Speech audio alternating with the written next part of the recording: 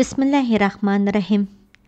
Dünyanın hər qaysı joylaridagi aziz qarindoshlarimizga Allohning bu go'zal salomini yo'llash bilan birga Tarixiy nazari programmamizning 15-sonini anglashinglarni qizg'in qarshi olamiz. Qadrli qarindoshlar, biz bugungi sonimizda G'arbiy Osiyoda yangi davrning boshlanganligi, Sharqiy Ko'kturk davlatining yiqilishi, G'arbiy Ko'kturk davlatida ichki urush va Xitoy tajovuzi, G'arbiy Ko'kturklarning yangidan kuchlanganligi, G'arbiy Ko'kturk davlatining yiqilishi va Turkistonda Xitoy istilosi qatorliq mazmunlarni diqqatingizga sunamiz. Yoqtirib anglashinglarni umid qilamiz. Mikrofon oldida qarindishinglar Qahira Qadiri. G'arbiy Osiyoda yangi bir davrning boshlanganligi. Türk və Xitay yurtlarida, ya'ni O'rta və Sharqiy Osiyoda yuqorqi vaqalar bo'lib turgan mezgilda, G'arbiy Osiyo, ya'ni Arabistonda butun dunyoga islom nurining yeyilish davri boshlangan edi. Ya'ni milodiy 610-yili Muhammad alayhissalom payg'ambar bo'lib vahiy nozil bo'ldi va milodiy 622-yili 22-sentabr kuni Madinaga hijrat qildi. Şunun bilan dünya yeni bir tarix, yani hicri tarihi davri başlandı. Biz bundan keyin mavzularimizda hozirgi Sharqiy Turkistonda ulug'lanib ishiltiyotgan bu qamariy hijriy tarixini birlikda yozamiz. Sharqiy Ko'kturk davlatining yiqilishi. Xitoy imperatori Tang Sezong milodiy 622-yildagi mag'lubiyatdan keyin Turklar bilan oshkora qurolliq kurash qilish siyosatini tashlab, Xitoyning burunqi siyosati bo'lgan munofiqlik va yoshirin og'dirmachilik siyosatini yo'lga qo'ydi. Fitna ig'vo tarqitib, qolgan shahzodlarni bir-biriga dushman qildi va qolganga tava bo'lgan ba'zi qabilalarni qolganga qarshi isyon ko'tarishga quturatdi. Natijada To'li qabilasi isyon ko'tardi. Il qolgan boshqa bir qabilaning boshlig'i bo'lgan To'lixonni bu isyonni bostirishga avatdi. To'lixon isyonchilar bilan bo'lgan urushda qattiq mag'lub bo'lib qaytib kelsa, qolgan uni xoinlik qildi deb gumon qilib jazoladi. Buni anglagan Tang Sezong yili nayrang ishiltib, To'lixonni qolganga qarshi quturtishga boshladi. Oxir bular ta'sir qilib, To'lixon qolganga qarshi isyon ko'tardi va Tang Sezongdan yordam talab qildi. Fursatni g'animat deb bilgan Tang Sezong kuchining yetishicha ko'p Xitoy askari to'plab, To'lixon va To'li qabilasidek osiylar bilan birlashib, o'zi qo'mondon bo'lib, Turk yurtiga hujum qildi. Hijrining 9-yili dushman qo'shinlari Sharqiy Ko'kturk davlatining poytaxti bo'lgan Qaraqo'rum shahrini ishg'ol qildi. Ilk qolgan asir elindi. Shuning bilan Sharqiy Ko'kturk davlati yiqildi.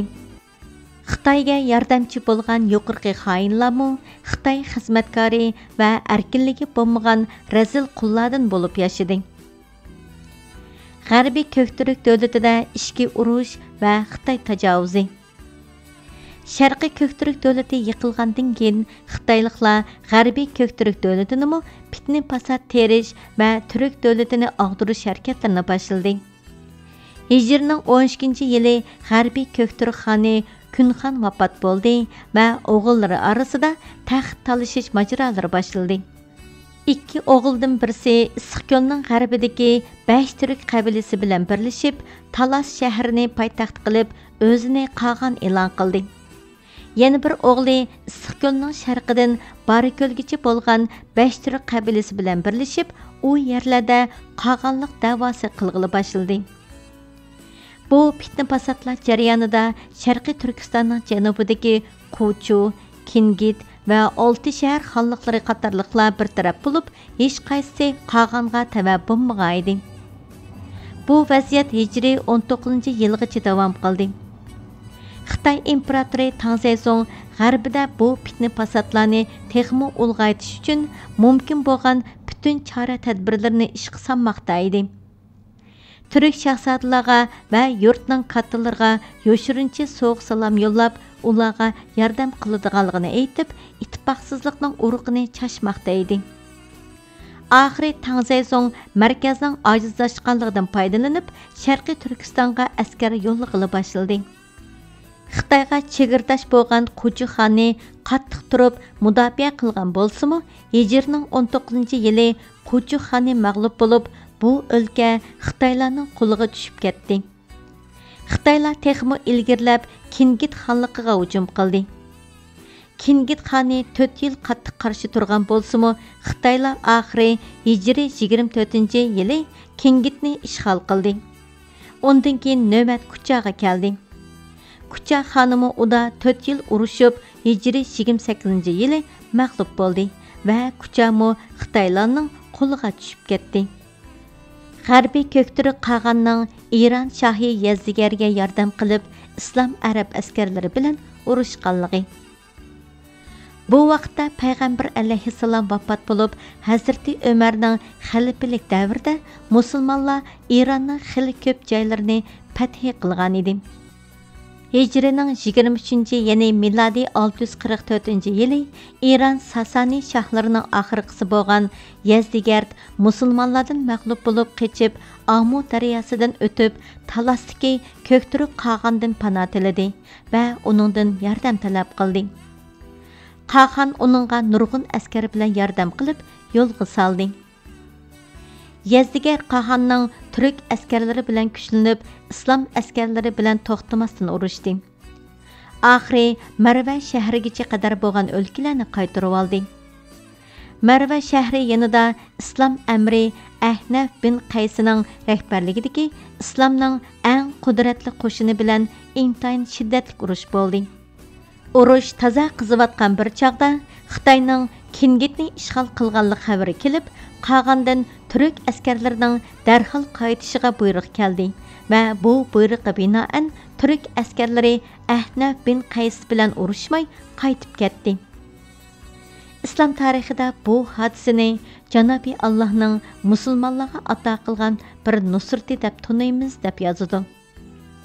Bu arab va g'arbiy ko'kturklar o'rtasidagi birinchi qatimliq urush bo'lib hisoblanadi.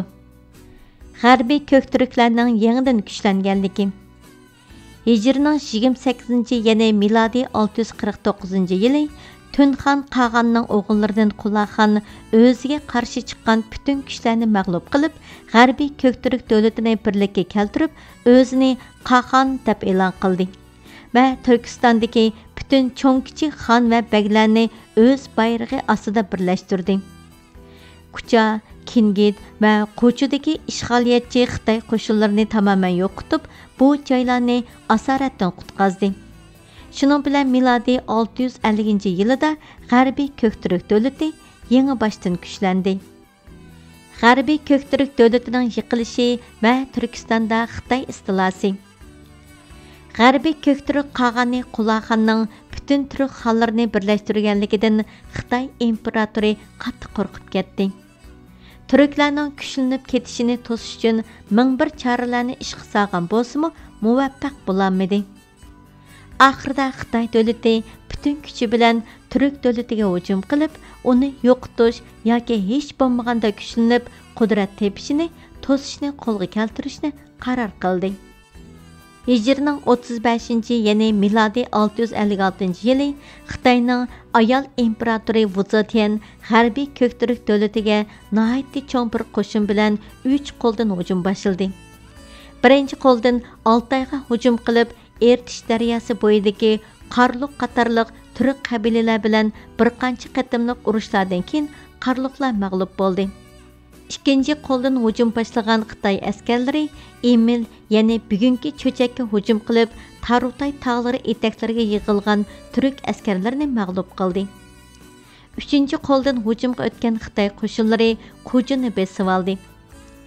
Kingit, ya'ni Qara shahar yaqinlarida 1 yil davom qilgan shiddatli urushlardan keyin turklar og'ir mag'lubiyatga uchirdi. Hijrining 37, ya'ni milodiy 657-yili Qulaqxon asir elindi va Xitoy poytaxti Chang'anga ilib ketildi. Buning bilan Xitoylar Turkistonni to'liq ishg'ol qilib ketolmadi. Turklar rahbarsiz qolsa-mu 2 yil qattiq turib mudofaa qildi. Natijada Xitoy askarlari bək charchab amalsız holatga tushib qoldi. Mana bu chaqda Xitoylar yana turklar o'rtasida bo'lgunchilik silib, parchalash qo'yga tushdi. Turk shahzoдлaridan ba'zilariga qog'onliq va'da qilib, so'q salom yo'llab o'ziga tortdi. Shuning bilan qog'onliq taxtiga chiqishni ta'ma qilib, bu ahmaq shahzodalar mudofaa qilishdan voz kechdi. Ba'zilar vatanparvarlarga qarshi safga o'tdi. Yana bir qism yurt kattalari va qabila boshliqlari tamaxurlik va hasadxo'rlik qilib, Xitoylarning aldam xaltasiga tushib, o'z millati va davlatiga xiyonat qildi. Natijada turklar parchalanib, kuchi ojizlashib ketdi. Shuning bilan milodiy 659-yili Xitoylar butun Turkistonni ishg'ol qildi va 107 yil hukm surgan bu buyuk davlat yiqildi. Ammo bu yiqilish vaqtli bo'lib, 23 yil o'tgandan keyin g'oyat qudratli va azimatli bir shaklda yana qayta tirildi. Bularni qutlug' Turkish davlati babida bayon qilamiz. Xitoylar Turkistonni ishg'ol qilgandan keyin yuqorqi xoinlardan birini g'arbiy turklar hokimi qilib, ichki ishlarni boshqarishga tayin qildi. Mana bu suratda Sharqiy Turkiston, Farg'ona, Samarqand va Buxoro o'lkalaridagi yerli xonlar Xitoyga har yili nurg'un miqdorda boj soliq to'lab, tava bo'lgan jinini saqlab turishni qabul qilishga majbur bo'ldi. Shuning bilan bular sharqdan keladigan dushmandan xotirjam bo'lib, kuchini g'arbdan hujum qilayotgan islom arab qo'shinlaridan mudofaalanishga qaratdi. Ondan keyin Xitoy askarlari Badaxshan yo'li bilan Afg'onistonning janubidagi Belarusdan jilg'ilariga qarab yurish qilib, Peshavur yaqinlariga qadar istilo qildi. Ammo bu joylardagi istiloları uzun putirab turolmadi. Xitoy tarixlaridagi biz Shimoliy Hindistonni istilo qilgan edik deganlari mana shu qisqa muddatlik Belarusdan istilosidan iborat. Sharqiy Turkistonning janubiy qismlariga Tibetliklarning tajovuz qilib kirishi. Milodiy 7-asrning boshlarida Tibetda kuchli bir davlat qurilgan edi. Bu davlatning hukmdori Gambo milodiy 663-yili Koku o'lkasidagi Tengut ismli turk qabilasiga hujum qilib, bir qancha qatimliq qattiq urushlardan keyin Tangut xoni mag'lub bo'ldi. Gambo buningga qanoat qilmay, Sharqiy Turkistonni ishg'ol qilishga urindi. Shuning bilan Xitoy imperatori Gamboga qarshi urush e'lon qildi va bu urushlar jarayonida Hijrning 50-yili Xitoy askarlari og'ir holda mag'lub bo'lib, parishonlik ichida qochdi. Shuning bilan Gambo Kokudan yurib, oldi bilan Chachanni, undan keyin Udun, Yarkan va Qashqarni ishg'ol qildi. Shuning bilan Xitoy imperatorligi Turkiston masalasida arablardan boshqa yangi bir raqobatchi davlat o'tirg'i chiqdi. Tibetliklar Qashqarni poytaxt qilib, milodiy 692-yilgacha davom qilgan bu istilo jarayonida Xitoylar bir qancha qatim kelib urushgan bo'lsa-mu, natija ololmadi. Chunki siyosiy jihatda Turkiston aholisi Tibetliklarni Xitoylardan yaxshi ko'rib, doim Tibetliklarga yordam qiladi. Shuning uchun Xitoylar har bir hujumlarda og'ir mag'lubiyatga uchraydi. Oxiri milodining 692-yilga kelganda Xitoylar g'olib kelib, Xotan, Yarkan va Qashqarni tortib oldi. Qutlug' Turkish davlatlari va Ko'kturk davlatining tirilishi. Ko'kturk davlati yiqilib, Xitoy asoratida qolgan turklarga bu asorat bak og'ir kelgan. Xitoy imperatoridan mansab va so'q salom olgan ba'zi xoinlar va amaldorlar bu vaziyatdan xush bo'lsa-mu, millatparvar xalq Xitoydan kelgan har qanday bir narsani nafrat ko'zi bilan qarab qarshi chiqib, o'z milliy urf-odatiga va sharaflik an'analariga qat'iy sodiq edi. Xitoy asoratidan qutulish uchun har zaman fursat kutib turgan va fursat kelgan hamon Xitoylarga qarshi chiqib, mustaqillikni qo'lga keltirish uchun qo'llaridan kelganicha tirishmoqda edi. Shuning uchun turk yurtlarida har doim u bu yerda isyonlar ko'tarilib turadi.